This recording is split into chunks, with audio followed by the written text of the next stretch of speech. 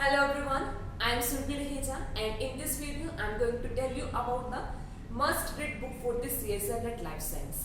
CSR exam में या फिर किसी भी एग्जाम की जब आप प्रिपरेशन करते हो तो सबसे इम्पोर्टेंट होता है कि आप कहाँ से पढ़ रहे हो, आपका सोर्स क्या है, क्योंकि सोर्स से एक्चुअल में आपका डिसाइड करने वाला है कि एग्जाम क्वालिफाई होगा या फिर नहीं होगा। अब सीएसआर एग्जाम डेप्थ में ही आता है, डीप में क्वेश्चंस यहाँ पर आता है, तो कुछ ऐसी स्टैंडर्ड बुक्स होती है हर एक यूनिट के लिए जो आपको जरूर पढ़नी चाहिए एग्जाम को क्वालिफाई करने के लिए, डीप नॉलेज के लिए, कंसेप्ट को गेन करने के लिए। अब कुछ तो स्टैंडर्ड बुक्स ऐसी है या फिर कुछ यूनिट्स के लिए कुछ एक बुक्स ऐसी होती है कि जहां से सीएसआर में डायरेक्ट क्वेश्चंस आ जाता है, एज इट इज वो वहां से क्वेश्चंस दे देते हैं without change in any statement. तो अभी यहाँ पर देखते हैं कि 30 यूनिट्स के लिए कौन सी बुक्स यहाँ पे प्रेफर करनी चाहिए प्रिपरेशन के लिए। सो सबसे पहले हम स्टार्ट करते हैं। फर्स्ट यूनिट हमारे पास यहाँ पर आता है बायोकेमिस्ट्री। अब बायोकेमिस्ट्री के लिए जो सबसे इंपॉर्टेंट जो बुक्स यहाँ पर आते हैं, क्लेनेंजर यहाँ पर आता है एंड स्टार आता है। अगर हम लेनेंजर और स्टार में से भी एक बुक का इन दोनों में से भी अगर हम देखें तो सबसे इंपॉर्टेंट बुक यहाँ पे लेनेंजर है, तो लेनेंजर को तो आपको करना ही पड़ेगा।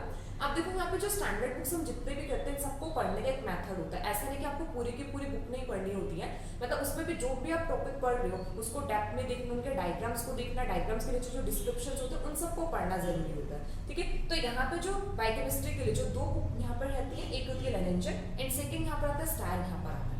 इसके बाद नेक्स्ट यूनिट यहाँ पर आता है cell bio. Cell bio unit के लिए दो इंपॉर्टेंट बुक्स यहाँ पर है, one is Lodish and second is Albert. अब इन दोनों में से भी जो एल्बर्ट है, एल्बर्ट ऑलमोस्ट सारे टॉपिक्स को कवर करता है, इस बुक में आपको सारे टॉपिक्स मिल जाएंगे, तो एल्बर्ट एक अच्छी बुक है।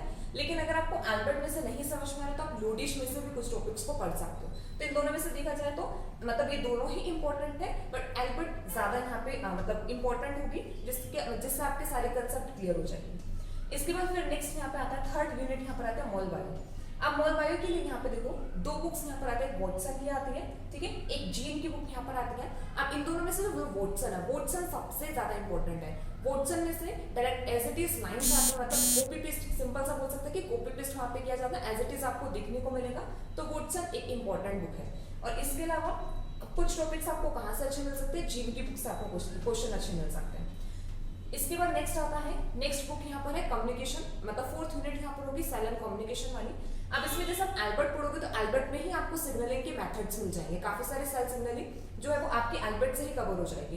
तो यहाँ पे जब आप सेल यूनिट यहाँ पे करोगे तो एल्बर्ट में दोनों ही आपकी सेकेंड और फोर्थ यूनिट यहाँ पे कवर हो जाएगी। और इसके अलावा फोर्थ यूनिट में इम्यूनो का जो पार्ट रहता है, इम्यूनो के लिए यहाँ पे बुक होती है क्यूबिक, ठीक है, तो इम्यूनो के लिए तो एक ही बुक यहाँ पर है, क्यूबिक यहाँ पर है, इसको आप पढ़ सकते हो। फिर इसके बाद नेक्स्ट यहाँ पे यूनिट आती है डेप बायो।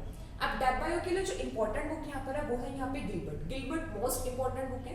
आप एक चीज याद रखिएगा कि जब भी आप कोई भी बुक को पढ़ रहे हो तो ट्राई कीजिए आप लेटेस्ट एडिशन को ही पढ़िए, क्योंकि लेटेस्ट एडिशन से ही काफी सारे क्वेश्चंस पूछे जाते हैं। ठीक है, तो जैसे गिलबर्ट है, गिलबर्ट का भी लेटेस्ट एडिशन जो भी है आपको क्या करना, वहीं से ही पढ़ना। तो डेप बायो के लिए एक अच्छी बुक यहाँ पर आती है गिलबर्ट, गिलबर्ट से डायरेक्ट क्वेश्चन आते हैं। इसके बाद नेक्स्ट 6 मिनट यहाँ पर आता है प्लांट फिजियो।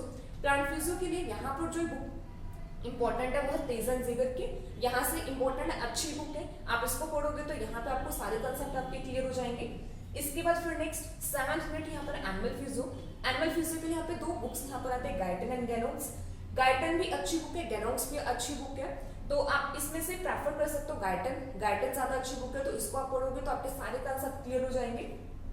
इसके बाद फिर नेक्स्ट यहाँ पे 8th मिनट यहाँ पर आते हैं जेनेटिक्स। अब जेनेटिक्स के लिए यहाँ पे दो बुक्स यहाँ पर आते हैं, बेंजामिन की और एक यहाँ पर आता है क्लग, ठीक है, तो यहाँ पे बेंजामिन और यहाँ पे क्लग की दो बुक्स यहाँ पर है। अब इसमें से जो दोनों में से अगर देखा जाए तो सबसे इजी लैंग्वेज की जो बुक यहाँ पर होती है वो क्लग एंड कमिंग्स यहाँ पर आता है। ये इजी यहाँ पर होगी, इजी लैंग्वेज में मिलेगा, बट अगर आप वैसे अच्छी बुक है, ये भी सारे टॉपिक को कवर करती है। इसके अलावा एक और बुक यहाँ पे बेंजामिन, बेंजामिन भी एक अच्छी बुक है, सारे जेनेटिक्स को कंसेप्ट को क्लियर करने के लिए बेंजामिन को आप फॉलो कर सकते हो।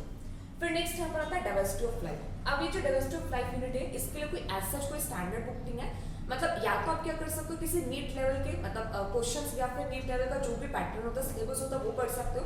अदरवाइज आप ये यूनिट पाथफाइंडर से भी कवर कर सकते हो, पाथफाइंडर में भी डाइवर्सिटी ऑफ लाइफ के बारे में दिया हो तो आप यहाँ से कवर कर सकते हो। सो इसके बाद नेक्स्ट आता है इकोलॉजी यूनिट आता है। अब इकोलॉजी में भी देखो यहाँ पर 3 बुक्स यहाँ पे मेंशन है। अब इसमें से आप यहाँ पे पाथफाइंडर की एक स्पेशल से बुक आती है इकोलॉजी की, आप ये भी कर सकते हो। यहाँ पे आपको ऑलमोस्ट सारे टॉपिक्स मिल जाएंगे, बट फिर भी अगर आप बुक को पढ़ोगे आपको बहुत अच्छी बुक है, सारे टॉपिक्स मिल जाएंगे, बट कुछ टॉपिक ऐसे होंगे जो नहीं मिलेंगे, तो वो आपको मिल जाएंगे पीटर एंड स्टीलिंग से कर सकते हो, या फिर ऑडम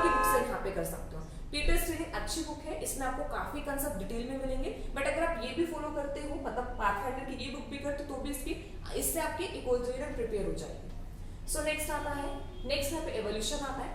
एवोल्यूशन जो यूनिट है पाथफाइंडर में, मतलब इतना ज्यादा डिटेल में नहीं दिया हुआ है पाथफाइंडर में, तो इसके लिए आप एक मार्क रिडले की बुक को फॉलो कर सकते हो। अगर आपको किसी इंडियन ऑथर की बुक को फॉलो करना है तो यहाँ पर है वीरबाला रस्तोगी। वीरबाला रस्तोगी अच्छी बुक है इंडियन ऑथर की, तो एवोल्यूशन के लिए आप ये बुक फॉलो कर सकते हो। सो इसके बाद नेक्स्ट यहाँ पर आता है 12 एंड 13 यूनिट। यहाँ पर है 12 एंड 13 यूनिट के लिए 3 बुक्स यहाँ पर आती हैं।